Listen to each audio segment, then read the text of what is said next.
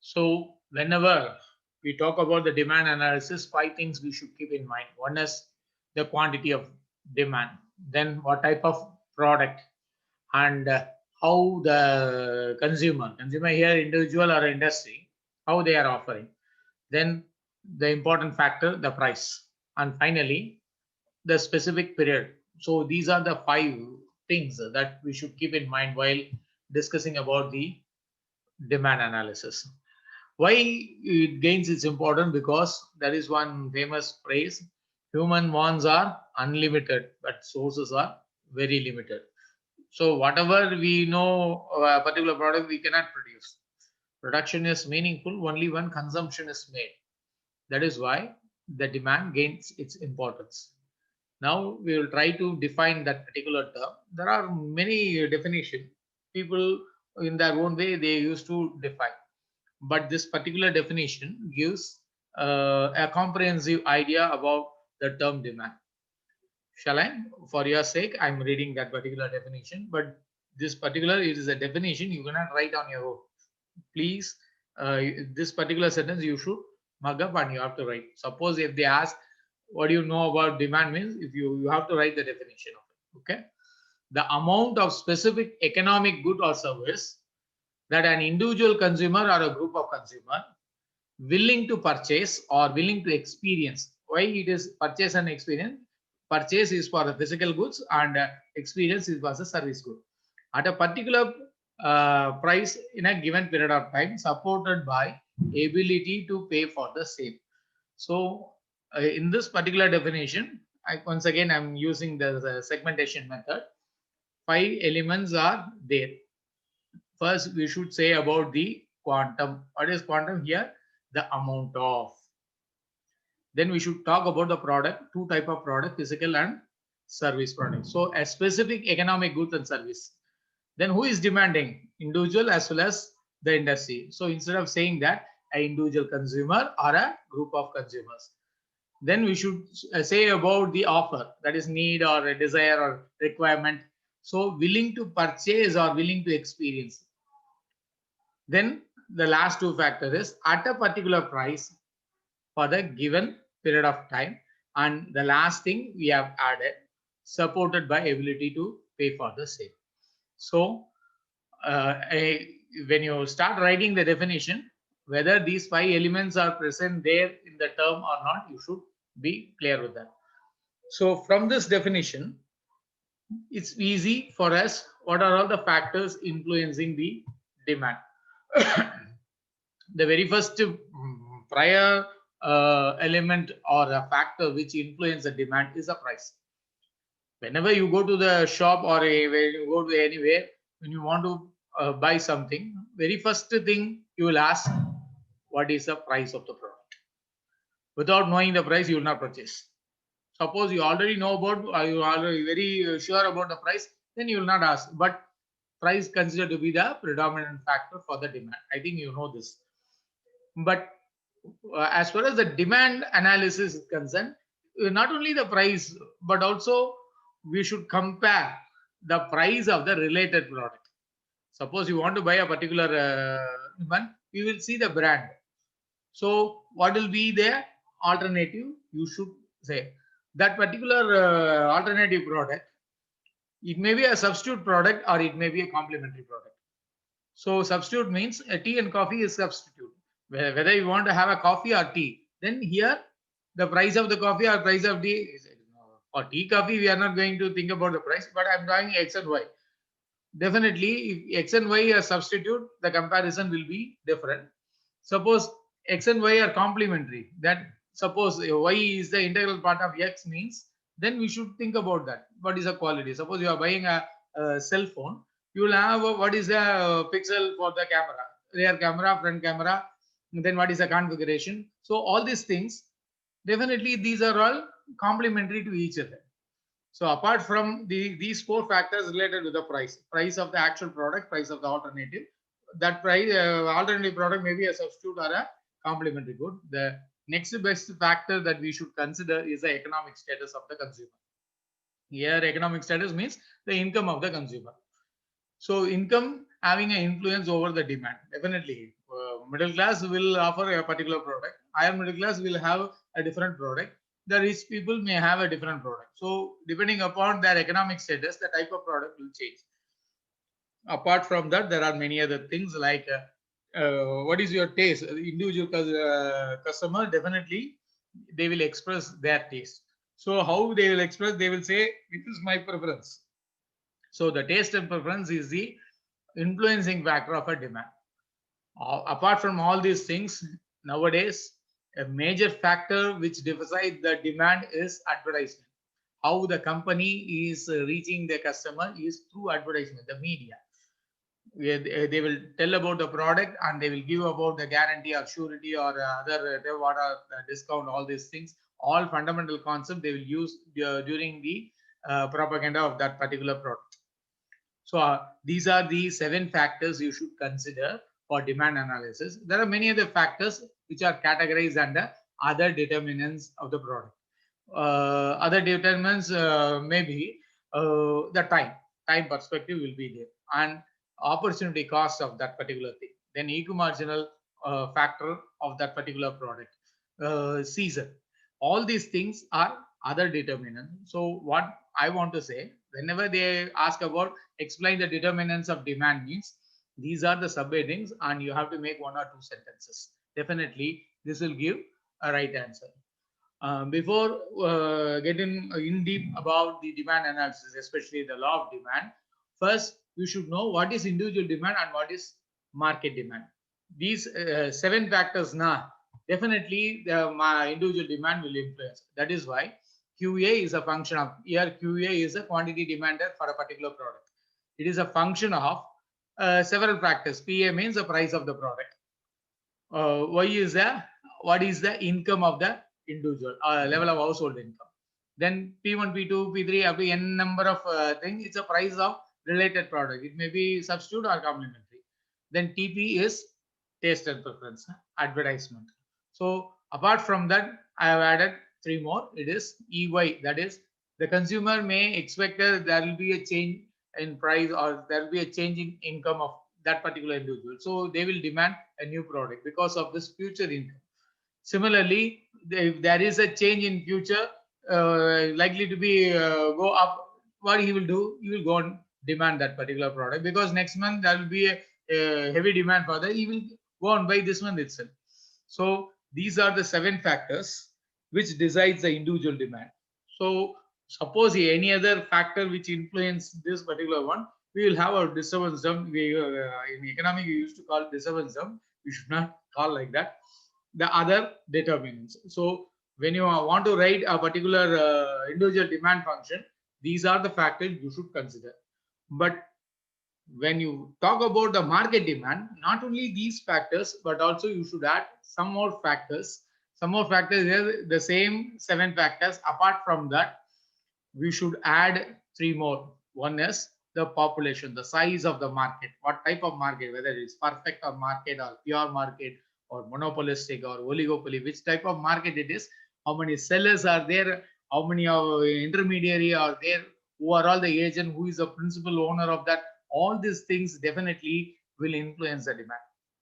Not only that, the next factor is about the demographical factors, the gender, age, income of that locality, that is how well it is developed. All these things also influence the demand. Suppose when you want to buy a crackers, people will say Sivagasi is a source of supplying the crackers. So when you buy there, it will be very cheap. Suppose if you buy the same thing in Chennai, then you have to pay the GST and SST. We have to, that is state government GST and central government GST. We have to pay. All these things will come in. Apart from that, we are adding few more determinants, but these 10 determinants is enough to explain about the market demand. So based on the first 7, we can able to frame the individual demand.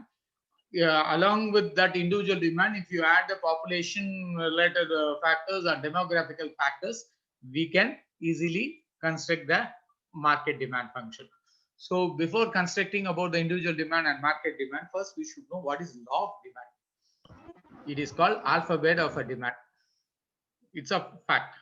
Without knowing the consonants and vowels, it's very difficult to know the language.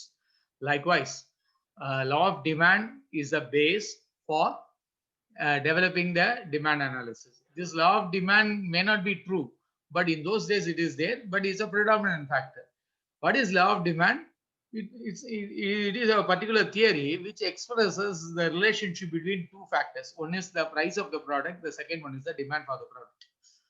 When you start explaining how it is related, then it's nothing but law of demand. So, how it has been stated, the total அந்த பொருள் வாங்குறதுக்கு எவ்வளவு செலவாகுதோ divided by அந்த asset lifetime. Example, இந்த asset 5 years வரும் அப்படின்னா divided by 5 years போட்டு ஒரு வருஷமும் அவங்க வந்து அருமையா ஒருத்தர் எக்ஸ்பிளைன் பண்றார். 5 வருஷத்துக்கு என்ன வரும்னு இன்சூரன்ஸ் பத்தி ஜம்முன்னு பேசுறார். நல்லா கேட்டது. கொஞ்சம் கிளாஸ் இல்ல, அதனால மியூட் பண்ணிட்டேன். Sorry. Actually, this concept was explained by one professor, Alfred Marshall. He's a neoclassic economist. He only give the how this price and demand is related. He said there is an inverse relation. What is inverse relation? Other things remain same. That is keeping other factors constant. The amount demanded increases with a fall in price and diminishes with a rise in price. Whenever there is a fall in price, people will start demanding more. Whenever there is a rise in price, people will demand less. I can give an easy example. Suppose you are having 20 rupees with you, you want to buy some biscuits. The price of the biscuit is 2 rupees. Then we can able to buy 10 biscuits. Suppose if the price is increased to 3 rupees, then how many biscuit we can able to buy? Definitely not 10, it is less. Why? There is an increase in price, so the demand is we have to decrease. Likewise, when the price is not 2 rupees, it is only 1 rupee, we can able to buy not 10, more than 10. That is why he rightly pointed out other things remain same. The amount demanded increases with a fall in price and diminishes with a rise in price. Whenever there is a fall in price, the demand will be increasing. Whenever there is a rise in price, the demand will be less. So how it is related? It is inverse relation. Based on this definition, we should that particular definition is explained with few assumptions and 4 features also there. So let me explain one by one. The very first sentence is other things remains constant. So instead of saying on the whole, he is saying one by one. There is no change in price of related commodities. So substitute and complementary good will not influence. Now we are talking about the relationship between the price of the product and demand for the product. So we are keeping other products as constant. Then the second assumption is the income of the consumer is constant. Here I have said 20 rupees. Suppose he is having 100 rupees, then there is no need to think about the price. So there is a constancy in the income level. Then there is third assumption is there is no change in the taste and preference. So what are all the factor determinants that we have he have listed out, and he said these are all constant. That is the assumption. So the fourth assumption is there is no change in habit, style, or fashion. And the fifth assumption is no change in technology. And sixth assumption is the size of the population remain constant. Finally, the expectation of future change in price is absent. So these 8 are nothing but the determinants of demand. We are keeping all things constant. That is why we started the definition with a particular word, other things remaining the same. There is a Greek word called ceteris paribus. That means other things remains constant. That is the meaning of that particular word, ceteris paribus. So all the determinants we are keeping constant. That is the assumption. Now we will go to the actual part of the answer. Based on the definition, we can extract 4 features. First one talk about the price, second one talk about the demand, third one talk about the relation, and fourth one we have the first line, other things keeping constant. So the first feature is there is an inverse relationship between the price of the product and demand for the product. So these two are, when price is going up, the demand will come down. When price is going down, the demand will come up. So how it is related? Inverse relationship. That is the first feature. Then keep it in mind, price is an independent factor. That is, price is an independent variable. Because of change in price, demand is changing. We should not put in a reverse. Here, the price is an independent factor. It may increase or decrease. Based on that, the demand will change. That is the feature of that particular law of demand. Once we talk about the price is independent, then we have to corollary, we have to say the quantity demandment should be independent.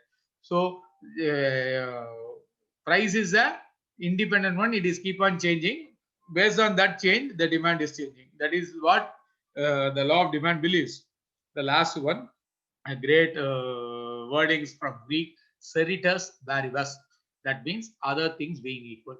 So whenever they ask in section A, what are the features of law of demand, then you have to write the definition and you have to write these 4 features.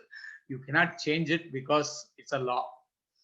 But you can write on your own, except definition, you can write. How you have to write? According to Alfred Marshall.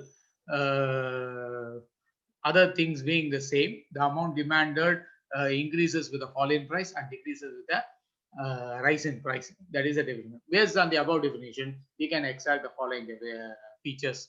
Number 1, there is an inverse relation between price and demand. Price is independent, demand is dependent, and it maintain a particular factor, other things being equal. That is Ceteris paribus. If you write this, they cannot reduce a mark.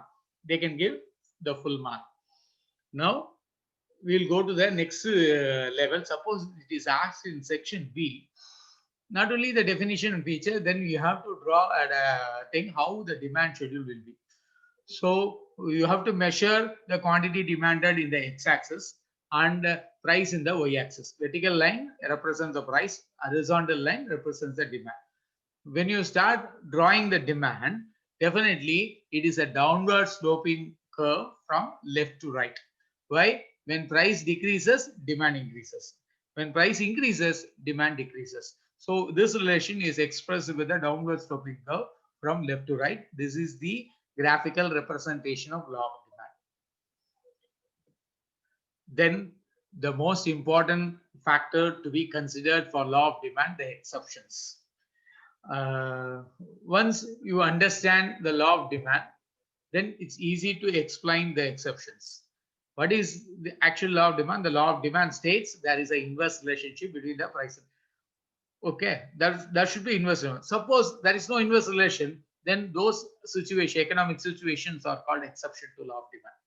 I will repeat again. The law of demand says there is an inverse relation between price and the demand.